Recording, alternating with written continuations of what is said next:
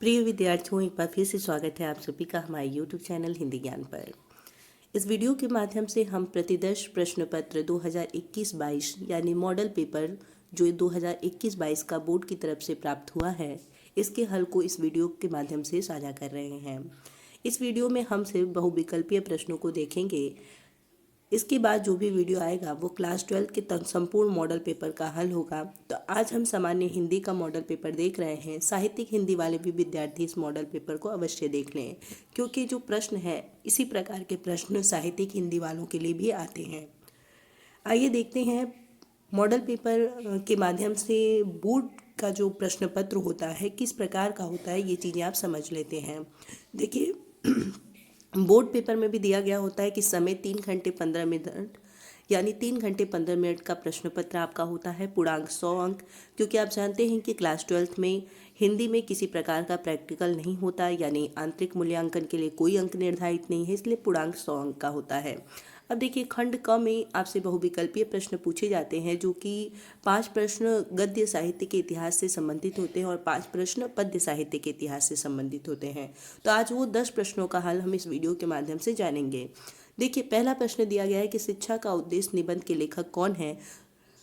भारतेंदु हरिश्चंद्र, मोहन राकेश, संपूर्णानंद या रामकृष्ण दास। तो आप जानते हैं कि शिक्षा का उद्देश्य निबंध के लेखक डॉक्टर संपूर्णानंद जी हैं, यानी 1 नंबर आपको प्राप्त हो गया।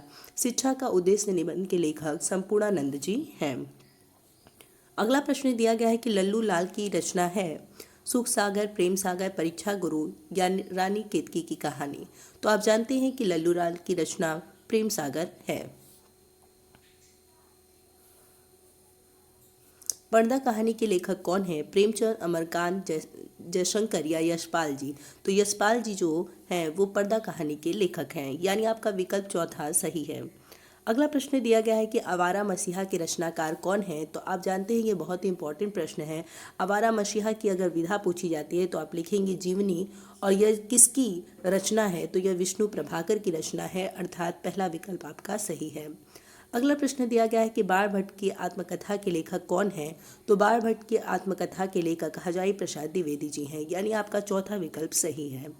अगला प्रश्न दिया गया है कि कामायनी किस युग की रचना है? तो आप जानते हैं कि छायावादी युग की रचना कामायनी है।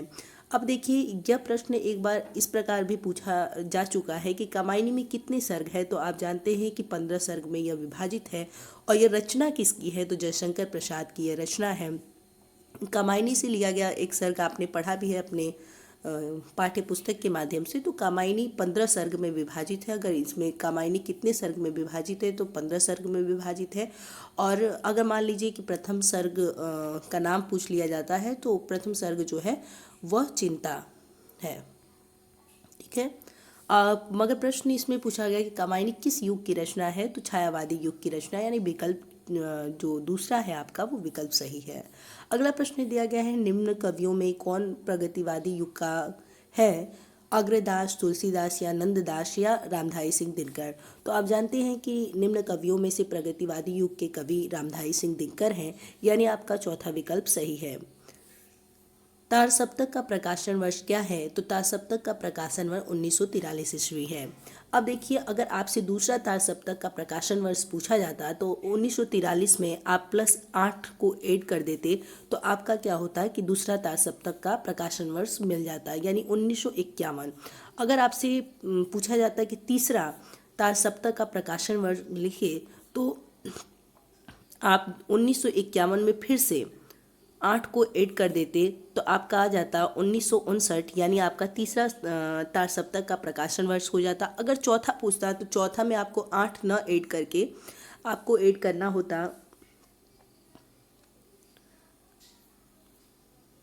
1959 में 20 ऐड करेंगे, तब जा कर के आपको प्रकाशन वर्ष चौथा मिलता। यानी हमने आपको बताया कि तार सप्तक का प्रकाशन वर्ष 1943 है। अगर दूसरा पूछा जाए तो आप +8 कर देते इन्हीं अंक में 1943 में। अगर तीसरा पूछा जाता तो भी आप +8 कर देते तो आपको तीसरा मतलब 1943 में +8 करेंगे तो आपका 1951 होगा।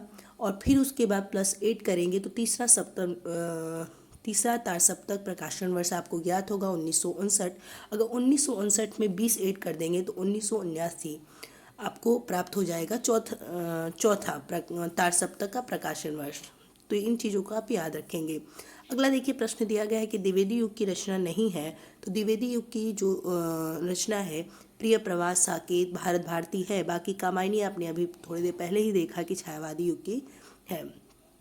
अब देखिए नेक्स्ट और अंतिम प्रश्न इस वीडियो में हम यही बता रहे हैं कि निम्न में से कौन सी कृत महाकाव्य नहीं है।